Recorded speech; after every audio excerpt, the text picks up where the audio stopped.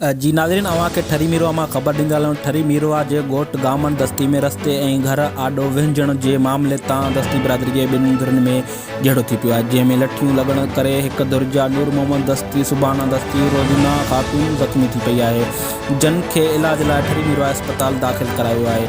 जॾहिं त नूर मोहम्मद दस्ती सहाफ़िन आॾो एहतजाज कंदे ॿुधायो त ॻोठ जे बाअसर माण्हुनि खे घर आॾो ट्यूबवेल ते विञण खां मना कयो, त जंहिं बाद हिननि असांजो दग बंदि करे असां मथां हमलो करे लठियूं हणी असांखे ज़ख़्मी कयो आहे। हिननि चयो त पुलिस बि मुंहिंजी मदद नथी करे। हिन SSP खैरपुर समेत वस वारनि अमलदारनि खे मुतालबो कयो त जवाबदार ख़िलाफ़ क़ानूनी कार्रवाई करे मूंसां इंसाफ़ कयो वञे, ॿी सूरत में एहतजाज जारी रहंदो। जॾहिं त मेडिकल सुप्रीडेंट डॉक्टर मंज़ूर ख़ासकेली ॿुधायो त ज़ख़्मी औरत सुबाना ख़ातून जी हालत सुधरंदड़ आहे, संदसि हमल ज़ाया थियण जो को बि ख़तरो न आहे।